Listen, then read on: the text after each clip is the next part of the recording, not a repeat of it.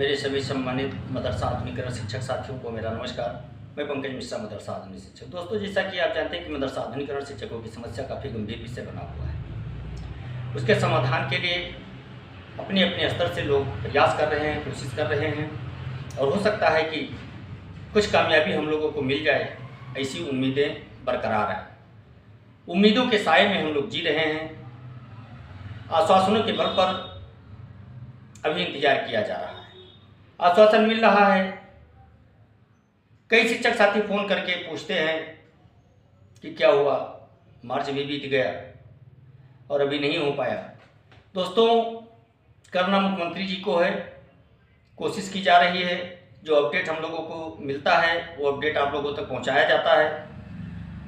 अब उस समय पर काम नहीं हो पाता है, उसके लिए हम लोग भी दुखी होते हैं। ऐसा नहीं, हम लोग ये नहीं चाहते हैं कि किसी को झूठी तसल्ली दें, लेकिन ये भी नहीं चाहते हैं कि कोई डिप्रेशन का शिकार होकर के और अपनी परेशानी को और बढ़ा ले। इसलिए जो सूचना हम लोगों को मिलती है, अब तक हम लोग सूचना पहुंचाते रहते हैं। दिक्कत इस बात की नहीं है कि अभी काम नहीं हो रहा है, दिक्कत इस बात की है कि हम सभी लोग निष्क्रिय हो चुके हैं, सक्रिय नहीं है कोई। इस समय 2-3 लोगों को छोड़ दिया जाए, बाकी सभी लोग निष्क्रिय बन करके अपने घर पे बैठ गए हैं और इस तरह से पैरवी नहीं होती है। आपने देखा होगा और राज्यों में उन राज्यों के नेता एक हैं, भले संगठन अलग अलग हों, लेकिन जब शिक्षकों के हित की बात आती है तो वो लोग एक होते हैं और एक हो करके लड़ाई लड़ते हैं, जिससे उनको कामयाबी मिलती है और मिली है। ये उदाहरण है। राजस्थान ले लीजिए, झारखंड ले लीजिए, बिहार ले लीजिए, महाराष्ट्र ले लीजिए, ऐसे तमाम राज्यों में जहां बीजेपी समर्थित सरकार चल रही है, वहां चलाया गया है और चल रहा है। महाराष्ट्र में तो 3 से 4 गुना सैलरी बढ़ा दी गई। बिहार में सरकार चलाने के लिए तैयार हो गई। झारखंड में सरकार तैयार हो गई। ये अलग बात है कि उत्तर प्रदेश के राज्यों से उन राज्यों में संख्या कम है, लेकिन कम है तो बजट भी कम है। छोटा राज्य है, उत्तर प्रदेश बड़ा राज्य है तो यहाँ बजट भी जाता है। इसलिए उत्तर प्रदेश में अभी नहीं हो पाया है, लेकिन उम्मीद है कि उत्तर प्रदेश में होगा। लेकिन सबसे बड़ी कमी यह है कि हमारे संगठन के जितने लोग हैं अलग अलग डिमांड करते हैं। कोई कुछ मांगता है, कोई कुछ मांगता है, इसलिए किसी की मांग पूरी नहीं हो पाती है। एक मत नहीं है।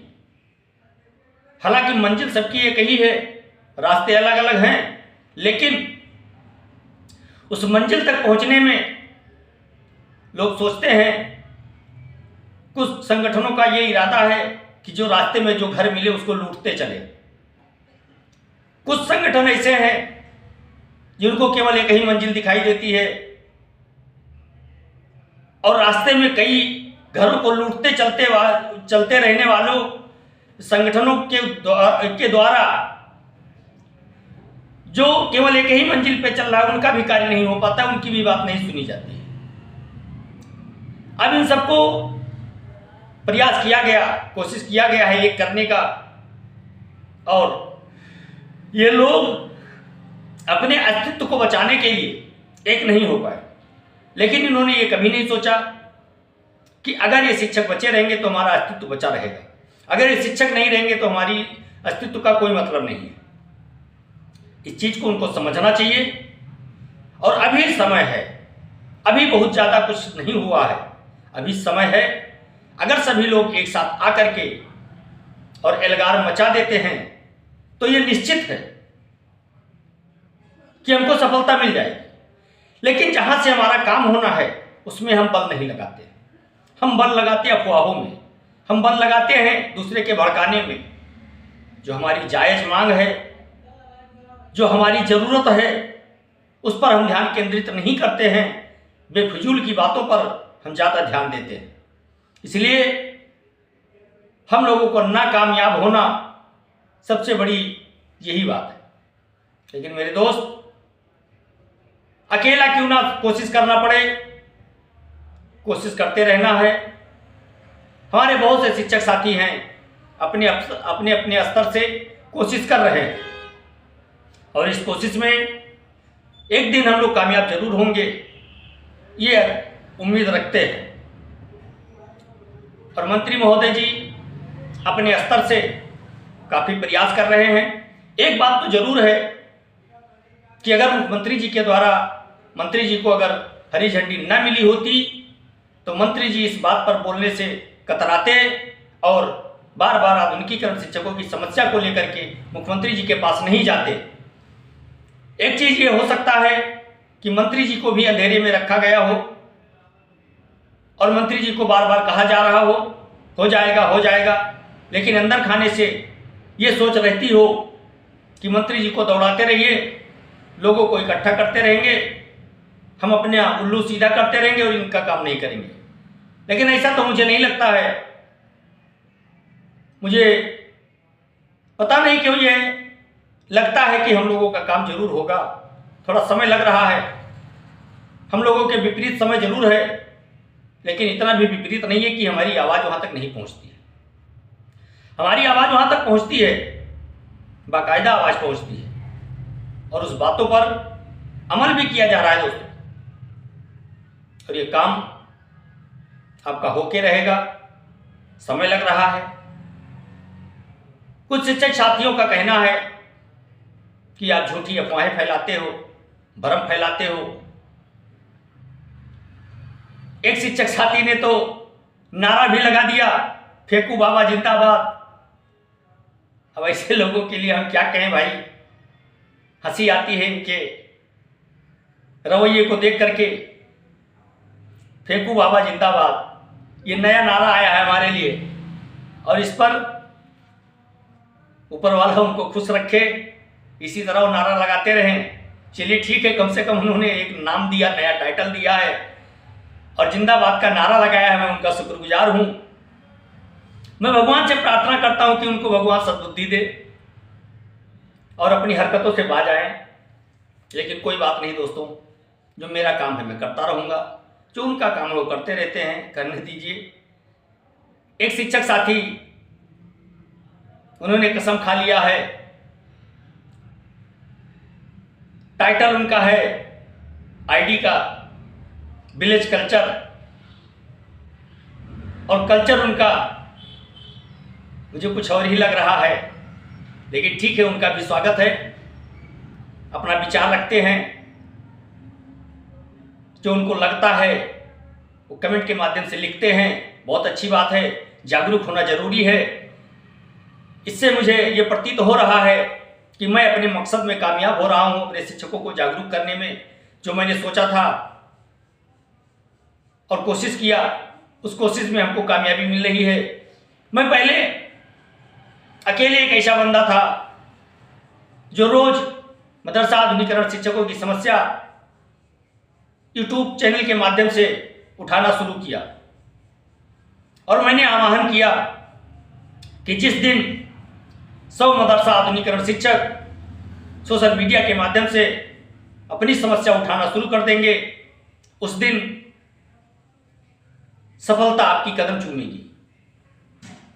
100 तो नहीं पूरे हो पाए, लेकिन कुछ जरूर संख्या बढ़ गई और कुछ संख्या बढ़ने से ये फायदा हुआ कि अगर एक अगर गलत सूचना देता है तो दूसरा उसका खंडन करता है और यही हम लोगों की सबसे बड़ी जीत है।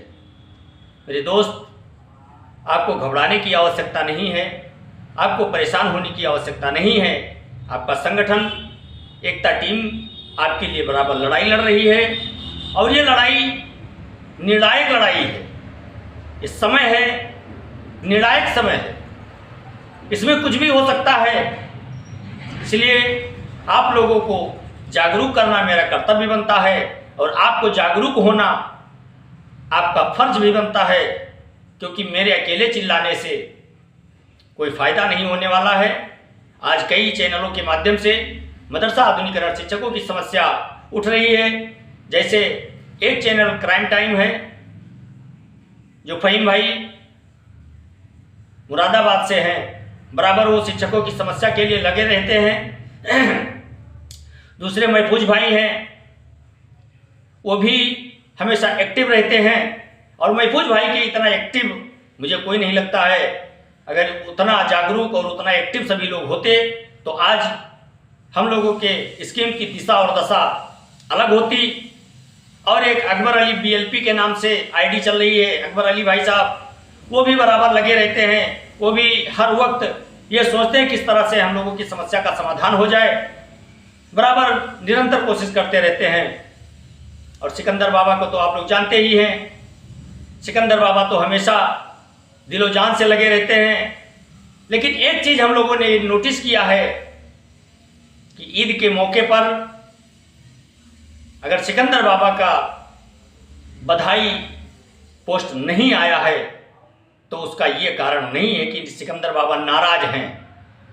बधाई पोस्ट ना आने के कारण केवल एक ही हो सकता है, और है भी, कि काम नहीं हो पाया है, जिससे सभी मदरसा आधुनिकीकरण शिक्षक इस समय काफ़ी परेशान स्थिति में हैं और दुखी हैं।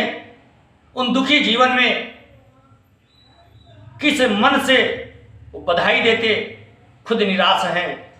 लेकिन कोई बात नहीं, उनकी टीम ने आपको बधाई दिया है, आपने स्वीकार भी किया है, और सिकंदर बाबा एक ही दिन आप लोगों को बधाई देंगे जिस दिन हम लोगों की समस्या का समाधान करा देंगे। और मुझे विश्वास है सिकंदर बाबा के नेतृत्व पर, सिकंदर बाबा के जज्बे पर, सिकंदर बाबा के पैरवी पर, कि वो हम लोगों को न्याय जरूर दिलाएंगे।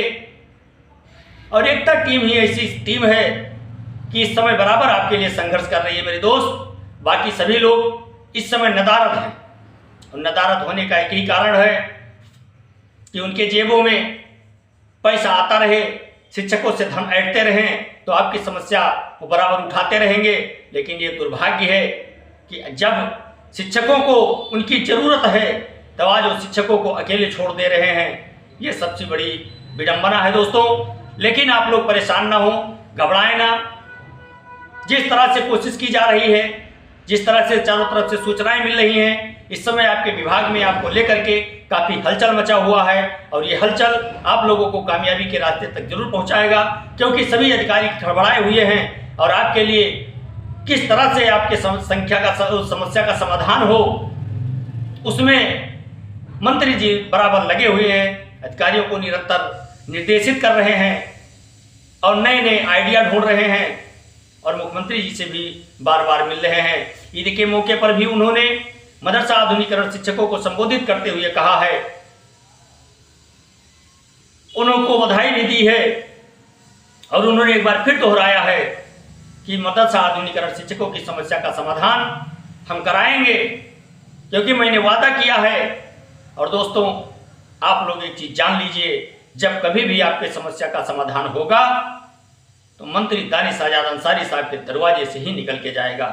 इसलिए मंत्री जी को कम आंकने की गलती ना करें, उनके ऊपर अनावश्यक टीका टिप्पणी ना करें। हाँ, एक चीज़ जरूर है कि फेसबुक पर वो काफ़ी एक्टिव रहते हैं, उनके हर पोस्ट पर अपनी समस्या जरूर लिखा करें, उनसे निवेदन जरूर किया करें, क्योंकि वो पोस्ट उनका पढ़ा जाता है और पोस्ट उस पर लाइक भी देते हैं।